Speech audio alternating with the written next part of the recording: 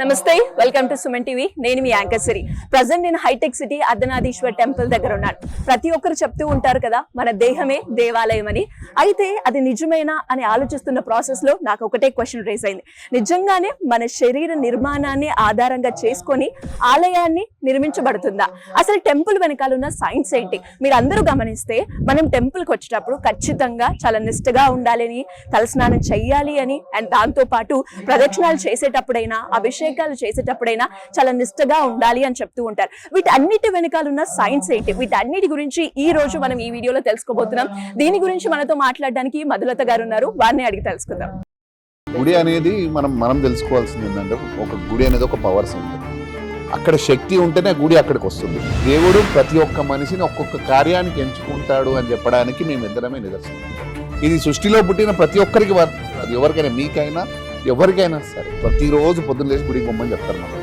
కానీ ఎందుకు పోవాలనేది కూడా తెలుసుకోవాలి. ఫస్ట్ ఆఫ్ ఆల్ గుడి లోపలికి రాగానే ఫస్ట్ మీరు చేయాల్సిన పని, ఈ సెన్సెస్ యాక్టివేట్ అయితేనే లోపల ఉన్న శక్తిని నువ్వు అబ్జర్వ్ చేయగలవు. నీ 5 సెన్సెస్ యాక్టివేట్ అయినాయి అంటే ఆటోమేటిక్గా నువ్వు చేయాల్సిన పని మీద నీ ధ్యాస ఉంటుంది, ఇంకా వేరే పని మీద ధ్యాస ఉంటుంది. చాలా మంది వచ్చి అడిగిపోతారు, అభిషేకానికి పైసలు కడతాం, చెయ్యండి, మా గోత్రనామాలు చదవండి, మా మీద చెప్పండి. నేను అస్సలు ఒప్పుకోను దాన్ని. సో గుడిలోకి ఎంటర్ అయిన తర్వాత రాగానే అందరు ప్రదర్శనలు చేస్తూ ఉంటారు.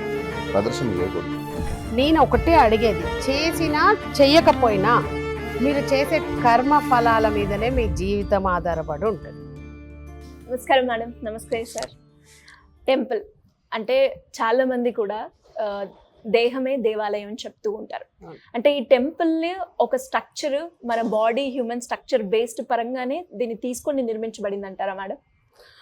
అంతే. ఎందుకు అని అంటే, ఈ దేవాలయాన్ని మా మనిషి శరీరంతో ఎందుకు పోలుస్తారు అని అంటే, పూర్తి బయట కనిపించేదంతా మన శరీరం ఎట్లనో, మన లోపల ఉండేది కూడా ఆత్మనే పరమాత్మ అని అంటారు.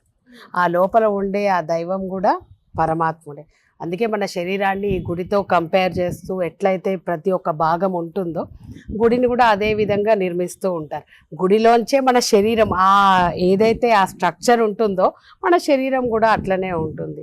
ఈ బయట ఎన్నున్నా కానీ ఆ లోపల ఉండే ఆత్మనే చాలా ఇంపార్టెంట్. అది ఉన్నంత వరకే ఈ శరీరానికి శక్తి అయినా బలమైనా ఏదైనా అంటారు.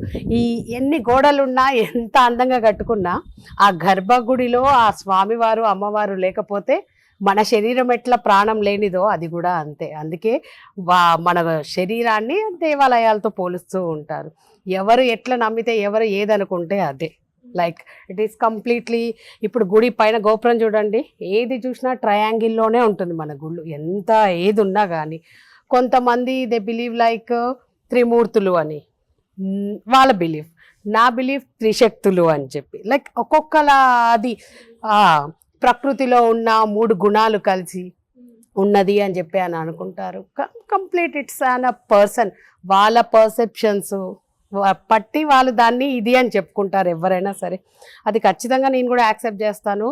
గుడి మన శరీరం లైక్ సేమ్ అనేది. ఎందుకంటే ఇప్పుడు మీకు చెప్పినట్టుగా ఇందాక ఇదంతా పైకి కనిపించే శరీరం అయితే ఆ ఆత్మ అనేది ఆ పరమాత్ముడు. అందుకే దేవాలయమైనా మన శరీరమైనా అంతే. దేవుడు మనకిచ్చిన నియమం కూడా అదే. గుడి ఎట్లా పవిత్రంగా ఉంటుందో మన శరీరం కూడా అంతే పవిత్రంగా, ఆ దేవుడు లోపల ఎంత పవిత్రంగా ఉంటాడో, ఏది తప్పు చేయకుండా ఒక మనిషిని మోసం చేయడమో తిట్టడం, దేవుడు మాట్లాడు చూస్తామా మనం? చూడము. ఆయన కళ్ళు తెరిచి చూస్తాడా? లేదు. ఎందుకు అవన్నీ చేయడు అని అంటే, మన ఆత్మను కూడా మనం చూడలేము కాబట్టి. అక్కడ నిదర్శనమే అది. మన ఆత్మ మన ఎదురుగా ఉండి ఆయన మనకు చూపిస్తూ ఉంటాడు అనమాట. నేనే నీ లోపల ఉన్నాను అని దాని నిదర్శనమే అది. అండ్ అలాగే సార్, మనం మాట్లాడుకుంటే అంటే ఒక టెంపుల్కి వచ్చేటప్పుడు కూడా ఫస్ట్గా నిష్టగా ఉండాలి అని చెప్తూ ఉంటారు. నిష్టగా నుంచి మనం మొదలు పెడితే తలస్నానం చేసి మంచి బట్టలు, అంటే ఎలాంటి ముట్టులు లేని బట్టలే వేసుకొని రావాలి అని చెప్తూ ఉంటారు. దాని వెనకాల ఉన్న సైన్స్ ఏంటి సార్? ఇప్పుడు నిష్ట అని మాట్లాడతారు. ఫస్ట్ మనం గుడికి వస్తాం, నిష్టతో వస్తాం, అంతా అన్ని చేసి బాగానే వస్తాం. కానీ గుడి లోపలికి ఎంటర్ కాగానే మనలో దయ్యం ఎక్కుతుందేమో. ఏమవుతుంది అంటే, వచ్చినాక ఫొటోస్ మీద ఉన్న ధ్యాస దేవుడి మీద ధ్యాస ఉండదు. ఇక్కడికి వచ్చిన తర్వాత ఫొటోస్ దిగాల, రీల్స్ చేయాలా, ఇవ్వా అవ్వా, అసలు దేవుడి మీద ధ్యాసనే లేదమ్మా ఎవరికి. ఫస్ట్ ఆఫ్ ఆల్ చెప్పాలంటే, ఇక్కడ ఏముంటుంది అసలు? ఆలయాలు ఎందుకు కడతారు? ఆలయంలో ఏముంటుంది అసలు? ఈ క్వశ్చన్స్ రావు మైండ్లోకి. గుడి ఉన్నది, గుడికి పోయి మొక్కి రావాలి, అంతకుమించి ఇంకే వేరేది ఏమీ లేదు. ఎందుకు పోతాం? పిల్లల్ని అడుగుతుంటే రోజు అక్కడ కోరికలు తీర్చుకోవడానికి దేవుడు ఉంటాడు. కాడికి ఈడ మనము ఎవ్రీ సాటర్డే పిల్లలకి భరతనాట్యం వాటి కోసం ఏవైనా మన సాంప్రదాయం కళ దేనికైనా కానీ అవకాశం ఇస్తూ ఉంటారు అనమాట. మాకు చిన్న చిన్న పిల్లలు వస్తుంటారు, జర పెద్దవాళ్ళు కూడా ఉంటారు, 18-20 years పిల్లలు కూడా ఉంటుంటారు. వాళ్ళని సార్ ఎప్పుడు అక్కడ మైక్ పట్టుకొని వాళ్ళకి మేము వెళ్ళినప్పుడు కలవడానికి వెళ్ళినప్పుడు అడుగుతారు, గుడిలో ఏముంటుంది నాన్న, గుడికి ఎందుకు వస్తాము అని అంటే ప్రతి ఒక్క నోట్లోంచి ఒకటే, గుడిలో దేవుడు ఉంటాడు, కోరికలు కోరడానికి వస్తాము అని చెప్పి అందరి నోట్లో మేము ఇదే మాట వింటున్నాము. సో ఆ టైంలో హీ ఎక్స్ప్లెయిన్స్ అనమాట, అసలు గుడి అంటే ఏంది, ఏంటిది, ఎందుకు వస్తాము, ఏంది అని చెప్పి. గుడి అనేది మనం తెలుసుకోవాల్సింది ఏంటంటే, ఒక గుడి అనేది ఒక పవర్ సెంటర్. అక్కడ శక్తి ఉంటేనే గుడి అక్కడికి వస్తుంది. మనం ఎన్నో గుళ్ళు ఉంటాయి కానీ చాలా గుళ్ళు ఇప్పుడు మన ఊర్లో ఒక 10 గుళ్ళు కట్టుకుండొచ్చు. నీ కులానికి ఒకటి, మతం కులంకి ఒక గుడి కట్టుకుంటూ పోతున్నాం ఈరోజు. కానీ అక్కడ శక్తి అనేది ఎక్కడైతే నిజంగా శక్తి రావాలి, ఈ వాతావరణం ఉంటుంది అక్కడ. ఏదో ఒక ప్రశాంతమైన వాతావరణం. ఇక్కడికి పోగానే మనకు ఒక మనిషికి అర్థమవుతుంటది, ఒక ఆలయానికి మనం పోయినప్పుడు అక్కడ శక్తి ఉన్నదా లేదా అనేది. ఆ శక్తి ఉన్న ప్లేస్లో ఆటోమేటిక్గా దేవుడు ఎప్పుడో తలుస్తాడో, అది ఖచ్చితంగా ఎవరు చెయ్యాలనేటోళ్ళని కూడా దేవుడు డిసైడ్ చేస్తాడు. ఆ టైం వచ్చినప్పుడు ఆటోమేటిక్గా అవి జరిగిపోతుంటాయి. ఇప్పుడు ఈ ఆలయం విషయంలో మా ఇద్దరికి జరిగిన అనుభవం. ఎందుకంటే మేము అసలు ఏది మేము అనుకొని చేసింది కాదు. ఇక్కడ ప్రతిదీ కూడా మాకు అన్ఎక్స్పెక్టెడ్గా జరిగిన థింగ్స్. ఇక్కడ ఏదైనా సరే మేము అనుకొని ఈ ఆలయం కడతా అనుకోలే, ఏ ఆలయం కడతాను అసలు. ఇంట్లో మాకు ఇద్దరికి భక్తి కూడా లేదు ఫస్ట్ ఆఫ్ ఆల్. కానీ లాస్ట్ 4 years నుంచి ఇక్కడనే ఉన్నాం మేము. మా పేరెంట్స్ అందరూ మమ్మల్ని చూసిన వాళ్ళు, అంతకుముందు చూసిన వాళ్ళు షాక్ అవుతారు మమ్మల్ని చూసి, వీళ్ళకేమో పిచ్చి పట్టినది వీళ్ళకని. అంటే ఈ ఏజ్ అట్లా, ఈ ఏజ్ కాదు మాది. ఈ గుళ్ళకు దేవుళ్ళ గురించి చెప్పే ఏజ్ కూడా కాదు మాకు. కానీ ఈ సిచ్యువేషన్ మేము వచ్చినామంటే దేవుడు ప్రతి ఒక్క మనిషిని ఒక్కొక్క కార్యానికి ఎంచుకుంటాడు అని చెప్పడానికి మేము ఇద్దరమే నిదర్శనం. ఇక్కడ ఇది సృష్టిలో పుట్టిన ప్రతి ఒక్కరికి వర్తిస్తుంది. అది ఎవరికైనా, మీకైనా ఎవరికైనా సరే ఆ కార్యం చేయాలి. ఆ కార్యం వాళ్ళతో మాత్రమే చేయించుకుంటాడు ఆయన. సో ఒక్కొక్క దగ్గర ఒక్కొక్క చరిత్ర ఉంటుంది. అందుకోసానికి మనం ఆలయానికి పోయినప్పుడు ఆ చరిత్ర తెలుసుకోవాలి. అసలు ఎందుకు ఆలయం కట్టిరు అక్కడ, ఎందుకు ఏంది. కానీ మనం ప్రతి ఆలయంలో మన వాళ్ళు ఏం చేశారు, ప్రతిదీ ఒక బిజినెస్ చేశారు. ఆ బిజినెస్ని క్లోజ్ చేయాలి. ఫస్ట్ ఆ బిజినెస్ క్లోజ్ చేసి దేవుడు అంటే, గుడి అంటే ఏంది అనేది ఫస్ట్ మనం తెలుసుకోవడం మొదలు పెట్టాలి. ఈ ఆలయానికి సార్ ఇప్పుడు మీరు అన్నట్టుగానే అసలు గుడి అంటే ఏంటి? ప్రతి ఆలయంలో ఒక శక్తి ఉంటదమ్మా. ఒక పవర్ అనేది ఇప్పటిదాకా మీరు అన్నట్టు ఒక ప్రశాంతమైన వాతావరణం, ఇక్కడ ఒక శక్తి ఉంటది. మరి ఆ శక్తిని మనం ఎట్లా అబ్జర్వ్ చేసుకోవాలి, ఎట్లా తెలుసుకోవాలి మనకు ఆ శక్తి ఉంది, ఇక్కడ వస్తుంది ప్రశాంతంగా ఉంది. ఆ శక్తిని ఎలా మనం తీసుకోవాలి? పగలు సూర్యుడు ఇస్తే రాత్రి చంద్రుడు ఇస్తాడు. అందుకే కదమ్మా మనకి గోపురాలైనా, పైన కలశాలైనా, కింద యంత్ర ప్రతిష్ఠ అయినా ఇవన్నిటికీ కలిపి ఒక మూల విరాటం రాయి రూపంలో మలుచుకొని అక్కడ కూర్చొని మన అందరినీ కాపాడుతుందే ఆ శక్తి. అంటే దాని వెనకాల కొంచెం డీటెయిల్ గా విషయం ఏంటంటే అమ్మా, ఇప్పుడు మనం గుడికి వస్తాం, గుడికి వచ్చి మీరు ఏం చేస్తారు? మొక్కుతాము, కూర్చుంటాము, ప్రదక్షిణలు చేస్తాము. ఎంతసేపు కూర్చుంటారు, ఏం చేస్తారు, మీరు ఏం గమనించిపోతారు? బేసిక్ అయితే వచ్చి అమ్మవారి నామస్మరణ ఉంటది కదా సార్, అది జపం చేసుకొని కొద్దిసేపు కూర్చొని వెళ్తూ ఉంటాం. అది అందరు చేస్తారా? ఏదో కొంతమంది ఇష్టం ఉన్న వాళ్ళు. అసలు చేయాల్సిన పని అందరు కూడా ప్రతిరోజు పొద్దున్న లేచి గుడికి పోమని చెప్తారు మన వాళ్ళు. కానీ ఎందుకు పోవాలనేది కూడా తెలుసుకోవాలి. ఫస్ట్ ఆఫ్ ఆల్ గుడి లోపలికి రాగానే ఫస్ట్ మీరు చేయాల్సిన పని, మీ ఫోన్ స్విచ్ ఆఫ్ చేసి సైలెంట్గా జోబ్లో పెట్టుకోండి, లేకపోతే స్విచ్ ఆఫ్ చేసి జోబ్లో పెట్టేసుకోండి. గుడిలో ఫోన్ వాడకండి ప్లీజ్. సో గుడిలోకి ఎంటర్ అయిన తర్వాత రాగానే అందరు ప్రదర్శనలు చేస్తూ ఉంటారు. ప్రదర్శన చేయకూడదు. మీ గుడిలోకి ఎంటర్ అయినప్పుడు మీ 5 senses యాక్టివేట్ కావాలి. 5 senses అంటే తెలుసు కదా, 5 senses, ఐస్, సో ఇవన్నీ సెన్సెస్ ఎట్లా యాక్టివేట్ అవుతాయి? ఈ సెన్సెస్ యాక్టివేట్ అయితే లోపల ఉన్న శక్తిని నువ్వు అబ్జర్వ్ చేయగలుగుతావు. ఎలా యాక్టివేట్ చేసుకోవాలి? మీరు గుడి లోపలికి రాగానే ఫస్ట్ మనం గుడిలోకి ఎంటర్ కాగానే ప్రతి గుడిలో ఒక గంట ఉంటుంది. ఆ గంటని మీరు మోగించినప్పుడు మీ ఇయర్ సెన్స్ యాక్టివేట్ అవుతుంది. ఇయర్ సెన్స్ యాక్టివేట్ అయిన తర్వాత గుడి లోపలికి పోతారు. మీరు గంట కొట్టిన తర్వాత గుడి లోపలికి ఎంటర్ అవుతారు. గుడి లోపలికి పోగానే పంతులు గారు మీకు మీ గోత్రనామాలు అడుగుతాడు. గోత్రనామాలు కూడా దేవుడు మీకు మీ కుటుంబాన్ని గుర్తు చేస్తాడు. దేవుడు మీ గోత్రనామాలు దేవుడికి చెప్పడు పంతులు. దేవుడే ఆ పంతులు గారితో మీకు ఇంత కుటుంబం ఉన్నది, నీ బాధ్యత ఇంతమందితో ఉంది, వాళ్ళని కరెక్ట్గా చూసుకోమని మనకు చెప్తూ ఉంటాడు. సో అక్కడ లోపలికి పోయిన తర్వాత పంతులు గారు మీ గోత్రనామాలు చదివిన తర్వాత ఆరతి ఇస్తారు. లోపల తీసుకెళ్ళి ఆరతి ఇచ్చినప్పుడు మనకు తీసుకొచ్చి ఆరతి ముక్కమని చెప్తారు మన వాళ్ళు.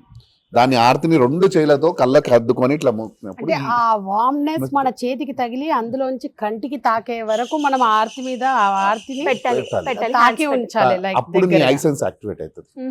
ఐసెన్స్ యాక్టివేట్ అయిన తర్వాత అక్కడున్న అగరబత్తిల స్మెల్లో Smell. లేకపోతే పువ్వుల స్మెల్లో అక్కడున్న ఆ స్మెల్ తోటి నీ స్మెల్ సెన్స్ యాక్టివేట్ అవుతుంది. సో దాని తర్వాత తీర్థం ఇస్తారు పంతులు గారు. అవును తీర్థం ఇచ్చిన తర్వాత తీర్థం తీసుకున్న తర్వాత నీ టేస్ట్ బర్డ్స్ యాక్టివేట్ అవుతుంది. సో దాని తర్వాత అక్కడ ఉన్న వాతావరణం తోటి ఆటోమేటిక్ గా నీ మొత్తం నీ స్కిన్ సెన్స్ నీ Like బాడీ next- మొత్తం యాక్టివేట్ అయిపోతుంది. అన్ని ఫీల్ అవ్వగలుగుతాం మనం అప్పుడు ప్రతిదీ కూడా. ప్రదర్శనలు చేయాలి. ఆ తర్వాత నీ 5 సెన్సెస్ యాక్టివేట్ అయిన తర్వాత గుడి చుట్టూ ప్రదర్శనలు చేస్తే గుడిలో ఉన్న ప్రతి ఒక్క శక్తిని నువ్వు అబ్జర్వ్ చేయడం స్టార్ట్ చేస్తావు. ఓకే ఆ తర్వాత ప్రతి ఒక్కరు పెద్దవాళ్ళు చెప్తూ ఉంటారు, పెద్దవాళ్ళైనా పంతులు గారు చెప్తుంటారు 2 నిమిషాలు కూర్చొని పోవాలని చెప్తారు. అవును కానీ మనం కూడా ఎక్కడ ప్రాపర్ గా కూర్చోం. అట్లా ఇట్లా ఆనిచ్చి అట్లా లేచిపోతుంది. కానీ చాలా మందిని చూస్తుంటాను నేను ఈడ మంచిగా కూడా. ఏదైతే సకల ముక్కలు పెట్టుకొని కూర్చొని స్పైన్ షైడ్ తోటి కూర్చుంటే కిందున్న శక్తి నీ 7 చక్రాస్ యాక్టివేట్ అవుతాయి. ఎప్పుడైతే ఈ 5 సెన్సెస్ తో పాటు నీ 7 చక్రాస్ యాక్టివేట్ కావాలంటే ఈ కింద భూమిలో ఉన్న శక్తితో ఇక్కడ ఉన్న ఆ శక్తి మొత్తం నీ మొత్తం బాడీ అంతా తీసుకుంటుంది. సో ఇది ప్రతిరోజు పొద్దున్న లేచి గుడికి ఎందుకు పొమ్మంటారంటే నువ్వు ఎక్కడైనా మంచి పనికో లేకపోతే స్కూల్ ఎగ్జామ్ రాయడానికో లేకపోతే ఇంటర్వ్యూకి అటెండ్ అయ్యేటప్పుడు పొమ్మంటుంది. ఎందుకంటే నీ 5 సెన్సెస్ యాక్టివేట్ అయినాయి అంటే ఆటోమేటిక్గా నువ్వు చేయాల్సిన పని మీదే నీ ధ్యాస ఉంటుంది, ఇంకా వేరే పని మీద ధ్యాస ఉంటుంది. సో అందుకోసమనే ఈ గుడిలోకి వచ్చిన తర్వాత ఈ పని చేయమని మనకు పురాణాలలో రాసింది. అసలు ఆలయాలు కట్టింది దానికోసం.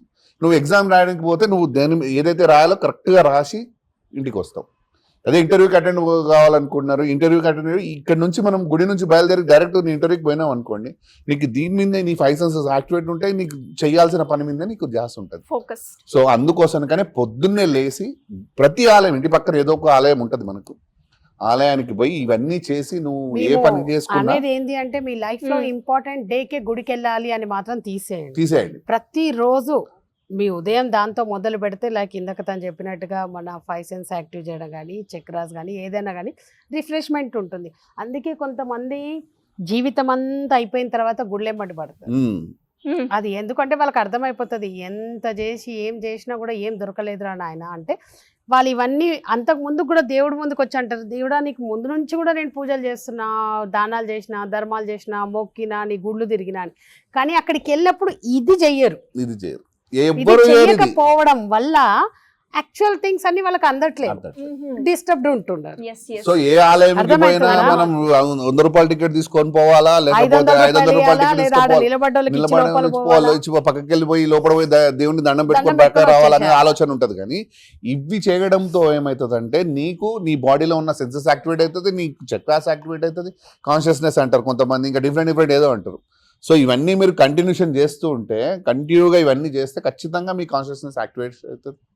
సో ప్రతి ఒక్కరు పిల్లలకి ఇదే నేర్పాలి. మనం ఫస్ట్ పిల్లలకు దేవుడి మీద భారం వేసి ఆడ మొక్కేస్తే నువ్వు పాస్ అవుతావు అని చెప్తే వాడు దేవుడి మీద భారంతో ఎగ్జామ్స్ అక్కరాడు. సో ఇవన్నీ మనము ఇందులో ఇంత సైన్స్ ఉంటుంది. అంటే పిల్లలకి ఏ రకంగా చెప్పొచ్చు అంటారు సార్? దేవుడు ఏమాయ చేయడమ్మా, నువ్వు పుట్టినప్పుడే మంచి శరీరాన్ని, ఆ శరీరంలో మంచి బుద్ధిని, మంచి ఆలోచన అన్నిటినీ ఇచ్చి పంపిస్తాడు. మన పెంపకం, మనం ఇచ్చే చుట్టుపక్కల వాతావరణం, వీటి మీదనే మన పిల్లల్ని మనం ఎట్లా పెంచుతున్నాము అనేదే ఉంటుంది. దాన్ని బట్టే ఆ కర్మఫలం అక్కడే దొరుకుతుంది. అండ్ అలాగే సార్, అంటే అభిషేకాల గురించి మనం మాట్లాడుకుంటే ఇప్పుడు మీరు అన్నట్టుగానే 5 సెన్సెస్ యాక్టివేట్ అవుతాయి ఇట్లా మనం చేసే యాక్టివిటీ కనుక కరెక్ట్గా పాటిస్తే అని. మరి ఇవన్నీ మనం తీసుకొని ఎనర్జీ పవర్ అంతా తీసుకున్న తర్వాత అభిషేకం చేయాల్సిన అవసరం ఏందంటారు గుడి? యాక్చువల్గా నేను ప్రతి ఒక్కరు కూడా చెప్తుంది అదే. అభిషేకం ఇప్పుడు ఒక గుడిలో మీరు పోయి చేస్తేనే దేవుడికి అభిషేకం కాదు తల్లి. అక్కడ అయ్యగారు ఉండేదే స్వామివారి సేవకి. మన దేవాలయం నుంచి ఖచ్చితంగా అమ్మవారికి, స్వామివారికి అభిషేకాలు, వాళ్ళకి జరిగే ప్రతి క్రియ జరుగుతుంది. దేవుడేమి మీరే వచ్చి చేస్తే మిమ్మల్ని నేను చూస్తున్నా అని అన్నాడు. ఆయనకి ఈ ప్రకృతిలోంచి చెందాల్సింది ఆయనకి, ఆయన పాదాల దగ్గరికి వెళ్ళిపోతుంది. వాళ్ళిద్దరి దగ్గరికి వెళ్ళి అక్కడ వాళ్ళకి ఉంటుంది. అది పాలు కానివ్వండి, పంచామృతాలు కానివ్వండి, ఫలము కానివ్వండి, పువ్వు కానివ్వండి, ఏదైనా కానివ్వండి. సో మనకి ఏమైపోయిందంటే ప్రతి గుడిలో కూడా మూర్ఖమైన ఒక పద్ధతిని తెచ్చిండ్రు. ఈ దేవుడికి పలానా రోజు అభిషేకం చేస్తే మీకు పుణ్యం. నేను ఒకటే అడిగేది, చేసినా చెయ్యకపోయినా మీరు చేసే కర్మ ఫలాల మీదనే మీ జీవితం ఆధారపడి ఉంటుంది. సోమవారం ఇక్కడ అభిషేకం జరుగుతుంది. ఎవరు వచ్చినా రాకపోయినా ఆగదు అది. మేము అందుకే ఇక్కడ ఎవరి చేత ప్రత్యేకంగా చేపియం. చాలా మంది వచ్చి అడిగిపోతారు, అభిషేకానికి పైసలు కడతాం, చెయ్యండి, మా గోత్రనామాలు చదవండి, మా మీద చెప్పండి. నేను అస్సలు ఒప్పుకోను దానికి.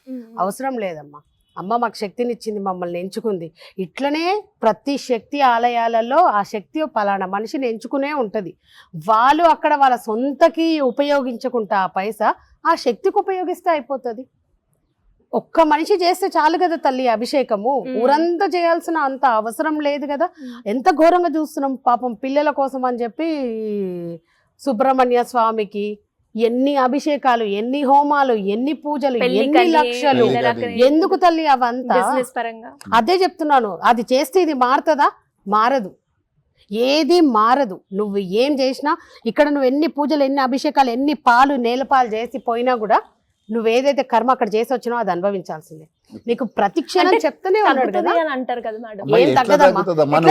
బయట ఒక ఇప్పుడు నేనున్న ఎగ్జాంపుల్, బయట ఒక మనిషిని నేను చంపేసి వచ్చిన, లేదు ఒక చెంప దెబ్బ కొట్టే వచ్చింది, కొట్టినో చంపినో ఏదో చేసిన, గుడికి వచ్చి నేను గుడి పొరుదండలు పెట్టి ఇంత పెద్ద గుడి కట్టిన నా పాపం పోవాలంటే పోతుందా? నా కర్మ నేను ఖచ్చితంగా నేను అనుభవించాల్సిందే. నేను చేసిన తప్పు ఇప్పుడు కూడా చెప్తున్నా, నేను ఇంత ముందుకు చేసిన తప్పులని నేను కర్మ అనుభవిస్తా. ఈ గుడి కట్టినా నా కర్మ పోదు, గుర్తుపెట్టుకోండి. అది ఆమెనా, నేనైనా, మీరైనా, ఎవరైనా. దేవుడు ఈ సృష్టిలో ప్రకృతిలోంచి ఈ శరీరానికి ప్రకృతి నియమం పెట్టి ఒక కర్మ ఇచ్చిండు. అంటే నా శరీరం మంచి కర్మకే ఇచ్చిండు నాకు. నీ శరీరం అయినా తన శరీరం అయినా ఒక మంచి కర్మకే ఇస్తాడు దేవుడు. కానీ ఇప్పుడు నాకేం ఇచ్చిండో, లైక్ కొన్ని ఇయర్స్ తర్వాత, ఇప్పుడు నా ఐఎమ్ 38 years, he's 40 years. మాకు ఒక 4 years back we started our life in this spiritual journey. ఈ జర్నీ మాకు స్టార్ట్ అయింది.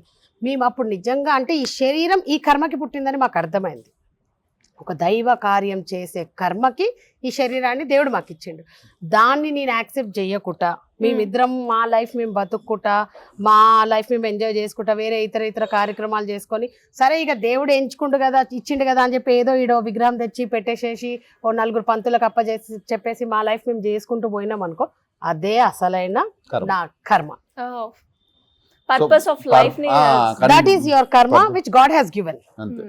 నీకు ఇచ్చింది నీ కళ్ళమని చూపిస్తుంటాడమ్మా, ఒక మనిషి రూపంలో, మాట రూపంలో, వస్తు రూపంలోనో పదే ఒక్కొక్కసారి చూడండి అమ్మా, మనం ఏదన్నా చెయ్యాలనుకుంటున్నప్పుడు ఏదో ఒక రూపంలో అది అడ్డు తగులుతూ ఉంటుంది.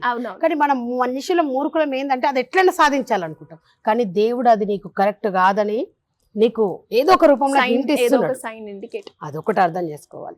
ఇప్పుడు నేను ఒక ఉద్యోగం కోసం ప్రయత్నిస్తున్నాను, నా వల్ల ఎన్ని సంవత్సరాలు అయినా అయితలేదు అని అంటే, థింక్ ఇన్ డిఫరెంట్ వే. ఉద్యోగం చేయడానికి కాకుండా ఇంకేదో విధంగా పోవాలేమో నేను, ఇంకేదో చెయ్యాలేమో నేను అని అట్లా ఆలోచించండి.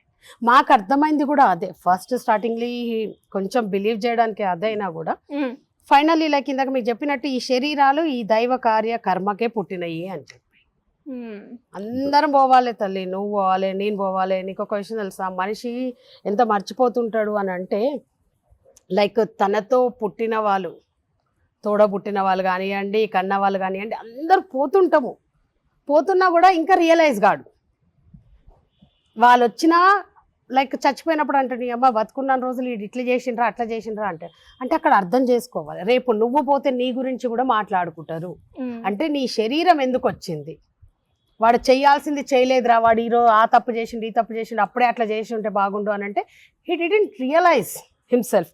At least God is giving a chance. అందుకే కదా తల్లి చచ్చినప్పుడు తన కుటుంబ సభ్యులు తనతో ఆ శ్మశానం దాకా పోయి అక్కడ జరిగే క్రియని కళ్ళతో చూసొచ్చినప్పుడు నీకు దేవుడు ఆడ చెప్తున్నాడు, నీ ముందున్న వాళ్ళకి ఇది ఇచ్చినా అది చెయ్యలేకపోయిండ్రు, కనీసం నువ్వైనా సరే అందులో ఉండు, ఆ బాధ్యత నిర్వర్తించు అని చెప్పి దేవుడు నీకు చూపిస్తున్నాడు.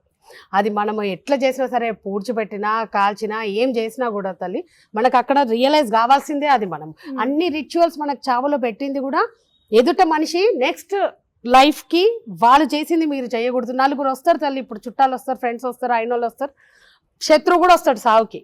కానీ వచ్చినప్పుడు అక్కడ జరిగేటివన్నీ నీకు వినిపిస్తూ ఉంటాయి. నీ గురించి ఒకడు మంచి చెప్తాడు, ఒకడు చెడు చెప్తాడు, అన్ని రకాలుగా చెప్తూ ఉంటారు.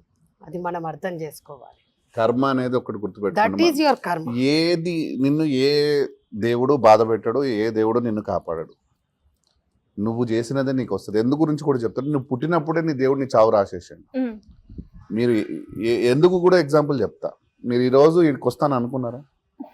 తను యాక్చువల్ గా ఆ 3-4 డేస్ ఉంటుంది. కానీ ఈ రోజు మీరు ఇక్కడికి రావాలని ఈ దేవుడు రోజే రాశాడు. ఉంది. అవును, మీరెవరో మేమెవరో తెలియదు. తెలీదు.